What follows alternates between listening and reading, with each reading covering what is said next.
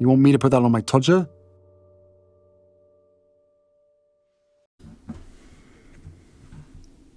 This one's wife. Go to Canada. Hello, I'm hgtudor. Every country has its concept of the national treasure, an individual who is in the public eye and will come from all different backgrounds and professional industries, but they make up some of the most adored public figures. They might be writers and musicians, scientists or actors. This individual is seen as almost untouchable in terms of their status, their fame, that they are largely adored. There'll always be the odd detractor, but most people will agree that the individual adds something and that they're likeable and that they're pleased that they are from their country and that they do what they do. Some examples for the United Kingdom, for example, which you may be familiar with some of these names: Dame Helen Mirren, the actress; Sir David Attenborough, who probably is #1 public treasure, with his homely and instantly recognisable tones and his deep passion for all matters of the naturalist; Dame Judi Dench, the actress; Sir Trevor MacDonald, the journalist and broadcaster. David Beckham is seen somewhat as a national treasure. Roald Dahl, although there were those which sought to slate his reputation with some revisionist behaviour. Sir David Jason, Dame Maggie Smith, Sir Paul McCartney. The Queen was seen as one. Joanna Lumley, the actress.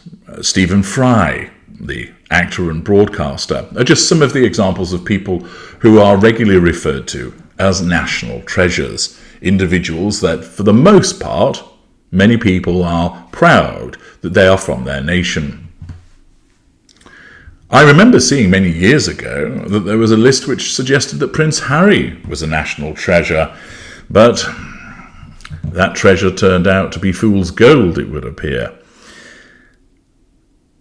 You'd be hard-pressed to find anybody that would suggest that now Prince Harry should be regarded as a national treasure by the United Kingdom. Rather, he's viewed as a traitor, and I think you'd struggle to find anybody who would suggest in the United States that this one's wife would be viewed as a national treasure. Indeed, the extent to which the United States is fed up of them has been encapsulated by comments by Candace Owens, as reported by Ben Chapman in GB News, who states, "This one's wife and Prince Harry told, 'Move to Canada,' by Candace Owens. We shouldn't put up with this." Well, that immediately begs the question, what have the maple syrupers done to deserve that? They already had them stay when most people didn't want to bear their security costs, already had them stay and most people didn't want them there in the first place. Why should the poor Canadians welcome them back? Why should they have to suffer them? But let's find out what Candace Owens has to state. She believes that the Duke and Duchess of Sussex's reputation in the United States has suffered. She claims that they should move to Canada to save the ailing reputation of the Sussex brand. The Daily Wire host believes the Duke and Duchess of Sussex's reputation in the United States has suffered since their staggering move across the pond in 2020. Now the couple should head across the northern border to Canada in a move that would be the only way to halt their PR woes, according to Owens. She told GB News that the American public no longer care about what the couple are up to. That, of course, is a blow to the esteem of the narcissist to hear that people no longer care about her. Her narcissism will reject that, telling her it's not true. She will issue denial in that regard, but it is accurate. Many of the people of the US have no interest in them at all, and where they once did, that has waned. Owens argues that heightened media exposure has only served to water down their persona. Asked by Patrick Christys whether the couple should return to the United Kingdom, she said, "I'm a big believer that this issue can only be solved if they agree to move to Canada. I don't think that either America or the United Kingdom should have to put up with this any longer. I also think I don't see why Canada should have to either. There's no question that their stock has degraded very quickly over time. You know, the press was very favourable to them when they first made the move, and I think that can be largely contributed to what was going on politically at that moment. It was the rise of Black Lives Matter. This one's wife was very happy to use that to her advantage, once again demonstrating character trait acquisition of a movement which she would then bolt onto her facade. The couple are already very familiar with Canada, having moved to Vancouver briefly in 2019 when they split from the royal family. They stayed on Vancouver Island at a £14 million home in North Saanich, British Columbia. Months later, the couple relocated to Montecito in California, where they have remained since. Their time in the United States has seen the couple attempt to make their own way financially, having taken the burden off the British taxpayer when they opted to step back from royal duties. They signed lucrative contracts with Netflix and Spotify in 2020, the latter of which has since been cancelled after they produced just one podcast series. Harry and this one's wife have also unveiled staggering details regarding their time as working royals in memoirs and interviews.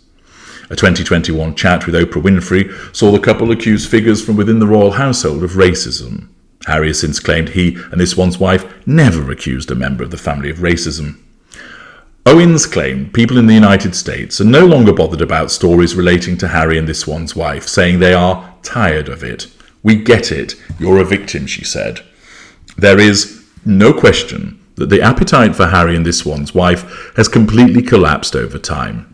I can tell that just in my show, and I can tell you it just in my reaction to it, when I see a piece of news about them, I'm not inclined to click it anymore.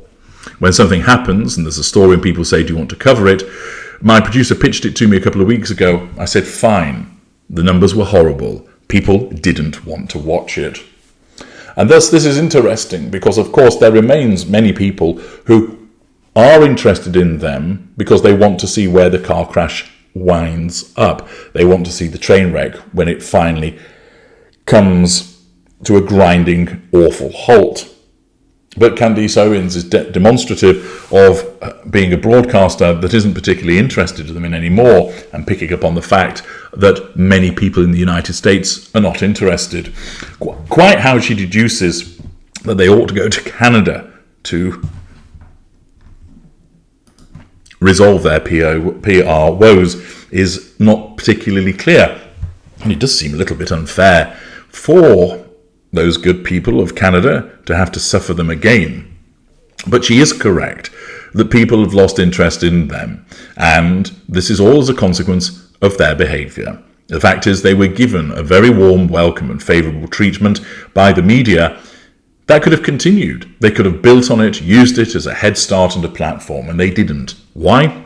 Because this one's wife's narcissism only looks at what's in front of her and creates the collateral consequences, one of which is overexposure, people disapproving of the way that she behaves, with the result that they turn their backs on them. Once again, she's only got herself to blame, but that will never actually happen. I'm HG Tudor. Thank you for listening.